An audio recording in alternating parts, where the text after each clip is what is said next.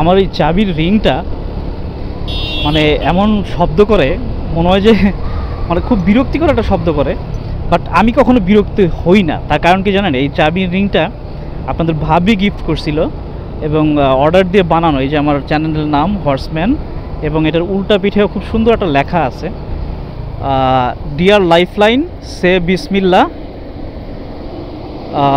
Please drive carefully and come fast because বেগম is waiting.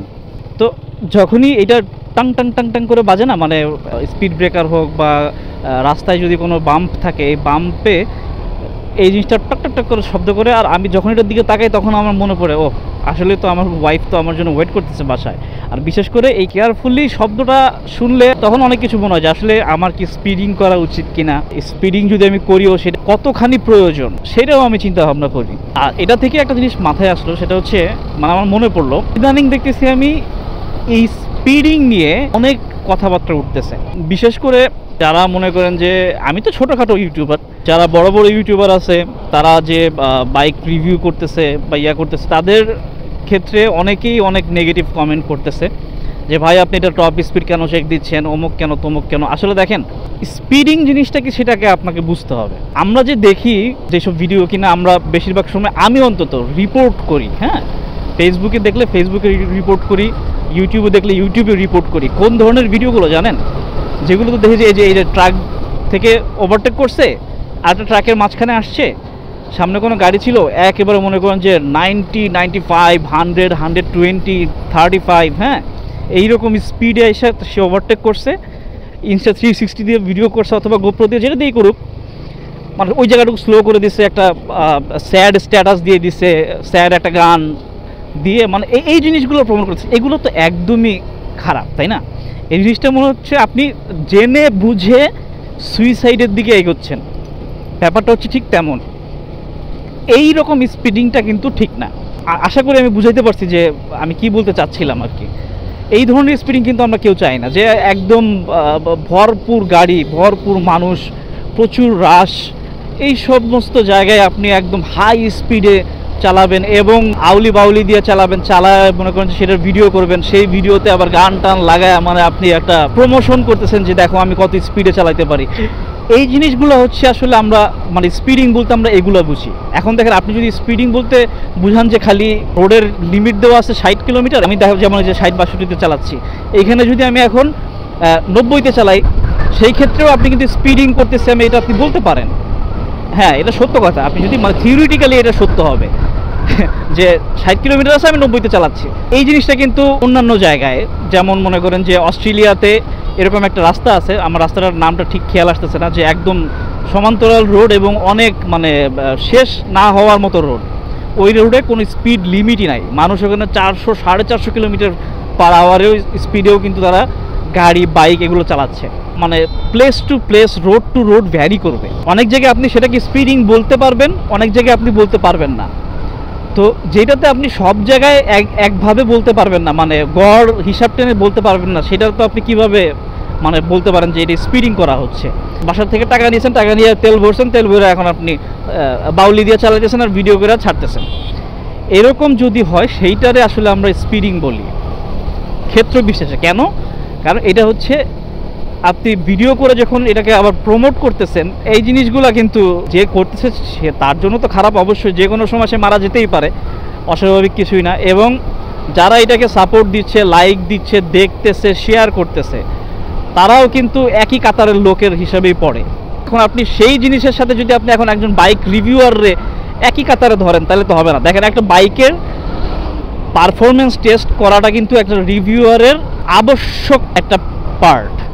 তো এই জায়গাটা তার করতেই হবে এটা, কারণ যারা এই বাইকটা কিনবে তারা অবশ্যই তার পারফরমেন্সটা দেখবে যে আসলে এই বাইকের পারফরমেন্সটা কেমন। আপনি তো বেশিরভাগ মানুষ হয়তো বা আপনার টাকা থাকতে পারে, হ্যাঁ, যারা আমার সাথে একমত হবেন না, আমি মনে করি যে তাদের হয়তো বা অনেক টাকা আছে, তারা ঠাস করে একটা বাইক কিনে ফেলেন, রিভিউ টিভিউ দেখার কোনো গুল্লি মারে কি, ব্যাপারটা ওরকম যে দেখার দরকার কি, আমার টাকা আছে আমি কিনে ফেলাবো, আমি নিজেই দেখা চালাবো, যদি ভালো লাগলো চালাইলাম, আর যদি ভালো না লাগে তাহলে চেঞ্জ করে ফেললাম। এই ধরনের চিন্তাভাবনা যাদের থাকে তাদের আসলে এটা বইলা লাভ নাই, তারা এটা বুঝবে না। কিন্তু বেশিরভাগ মানুষই কিন্তু বাইক কেনার আগে, শুধু বাইকই না, যে কোনো কিছু কেনার আগে সেটার একটা রিভিউ দেখে নেয়। কারণ আমরা তো এখন আর সে আগের কালের যুগে নাই, আমরা টাকাটা খরচ করি অনেক চিন্তা ভাবনা করে যে এই টাকাটা আমার কি লস যাবে কিনা, আমার টাকাটা কি মানে সঠিক বিনিয়োগটা কি আমার হচ্ছে কিনা, এরকম জিনিসটা ইনশিওর করেই কিন্তু তারা একটা জিনিস ক্রয় করে। তো সেই জন্য আমাদেরও পক্ষ থেকেও আসলে একটা দায়িত্ব বোধ থাকে যে হ্যাঁ তাকে আমরা সম্পূর্ণ জিনিসটা জানাবো। এই জন্য দেখা গেছে কি যে কিছু রিভিউয়ার আছে যে হ্যাঁ টপ স্পিডটা চেক করে দেখায় যে এটা কতটুকু টপ স্পিড উঠে। এটা তো প্রয়োজন হয়, অনেক সময়ই হয়, আপনার কাছে হয়তো বা কোনো সময় হয় না, বাট অনেকের কাছে হয়। অনেকেই আছে দেখবেন যে 150 কিলোমিটার স্পিডে চালাচ্ছে একটা 150 সিসির বাইক দিয়েই, কিন্তু সে কোনো রকম রিস্ক নিচ্ছে না। যখনই বুঝতেছে যে হ্যাঁ আমি এই এরিয়াটাতে লেটসে আমি মাওয়াতে অথবা আমি চিটাগং রোডে আমি 140 উঠাই ফেলছি, কিন্তু এমন একটা জায়গায় উঠাইছে যেই জায়গাটাতে আসলে কোনো মানুষজন বা ঘর বসতি এসব কিছু নাই, সে জাতি সে তার অভ্যস্ত, এই জন্য সে উঠাইছে। এরপরে গিয়ে কিন্তু যখনই দেখবে যে একটা বাজার এলাকা চলে আসছে, সাইডবোর্ড দেখলে বোঝা যাবে, তখন কিন্তু সেই স্পিডটা স্লো করে দেবে, তার নিজের কন্ট্রোলের মধ্যে কিন্তু জিনিসটা নিয়ে আসবে। এখন আপনি যদি এখন ওই যারা ওই জিনিসগুলোরে প্রমোট করে যে আওলায়া বাউলায়া চালায় অনেক স্পিডে, আমি যেটা কথা মানে প্রথমে বলতেছিলাম, তাদের সাথে যদি আপনি এই জিনিসটা কম্পেয়ার করেন তাহলে তো হবে না ভাই, তাই না? সবাই তো খালি স্পিডে চালায় ভিডিও করার জন্য না, হ্যাঁ অনেকেই আছে স্পিডে চালায় প্রয়োজন যে আমার এত দূর আমি পাড়ি দিব, আমার তো স্পিডটা দরকার, সেই ক্ষেত্রে আমি এটা চালাবো। শুধু সেটা বাইক না, সেটা কিন্তু কারও করতেছে, কারও কিন্তু দেখা গেছে যে এই চিটাগং হাইওয়েতেই দেখা গেছে অনেকেই আছে 180তেও চালায়, হয়তো এর চেয়ে বেশিও চালাতে পারে, আমি জানি না, আমি দেখি নাই, হয়তো আপনারা দেখছেন, জানেন হয়তো, যদি জানেন থাকে আমাকে কমেন্টে জানান যে কে কত স্পিডে চালাইছে। তো এরকম চালায়, কিন্তু তারা কিন্তু রিস্ক নিয়ে যে চালায় ব্যাপারটা এরকম না। কিছু কিছু মানুষ আছে যারা সবসময় রিস্ক নিয়েই চালাবে, নিজের জীবনে কিছু মনে করে না, তাদের হিসাব আলাদা। আপনি তাদের সাথে এই যারা আসলে প্যাশন হিসেবে নেয় বাইক রাইডিংটাকে এবং রিভিউগুলো করে মানুষের সুবিধার স্বার্থে, তাদেরকে আপনি এক কাতারে ফেলতে পারেন না। এই জিনিসটা আপনার মাথায় রাখতে হবে। প্রতিটা জিনিসেরই একটা পারফরমেন্স থাকে, যে হ্যাঁ বাইকটাও আপনি চালাচ্ছেন, এটা একটা পারফরমেন্স আপনার দেখার দরকার আছে, হ্যাঁ যেটা আপনাকে ক্রুজিং স্পিড কত স্পিড দিবে। দেখা গেছে যে অনেক বাইক আছে, যেমন এই যে আমার সামনে FZ-V3টা যাচ্ছে, এটার ক্রুজিং স্পিড কিন্তু জিক্সারের চাইতে কম, ঠিক আছে? এটা ক্রুজিং স্পিড দেখা গেছে যে ও 70-75-এ ও খুব সুন্দর ক্রুজ করা যায়, আবার 80-85-এও অনেক সময় করা যায়। কিন্তু আপনি যখন ওটা 100-র উপরে চলে যাবেন, তখন কিন্তু দেখবেন যে আপনার কাছে বার্ডেন মনে হবে কি যে আপনি বাইকটারে ইচ্ছা করে মানে জোর করে পুশ করতেছেন, এরকম মনে হবে। এইগুলো দেখার জন্য মানুষ কিন্তু টপ স্পিডটা চেক করে যে হ্যাঁ দেখি এটার স্পিড কতখানি উঠে। যদি আমারটা 150 উঠে তাহলে বুঝতে হবে যে আমার ক্রুজিং স্পিডটা কত থাকতে পারে। তো ক্রুজিং স্পিডটা বের করার জন্য হলেও কিন্তু আপনার টপ স্পিডটা চেক দেওয়ার প্রয়োজন আছে।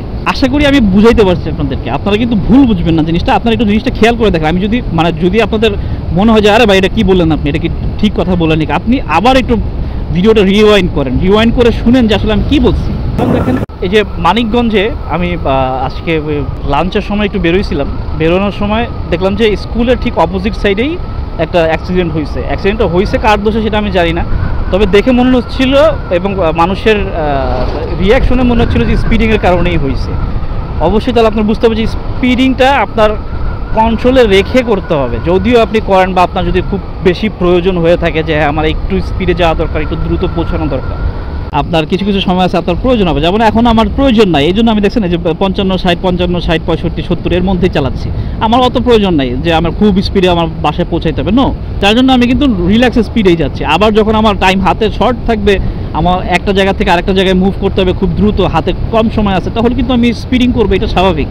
অবশ্যই আমার কন্ট্রোলে রেখে আমি করবো। ছোটোখাটোভাবেই বলে দিলাম, আশা করি বুঝতে পারছেন। বুঝতে পারলে এটা লাইক দিয়ে যান, এবং যদি সহমত হন বা যদি অসহমত হন, কেন অসহমত হচ্ছেন সেই ব্যাপারটা একটু ক্লিয়ার করে যাবেন কমেন্ট সেকশনে, তাহলে আমি বুঝতে পারবো যে হ্যাঁ আসলে এমন না যে আমি সম্পূর্ণটা ঠিক হব, আমার হয়তো বা কথার মধ্যে কোনো ভুল ভ্রান্তি থাকতেই পারে, বা আমার বোঝার মধ্যেও হয়তো বা কোনো ভুল ভ্রান্তি থাকতে পারে।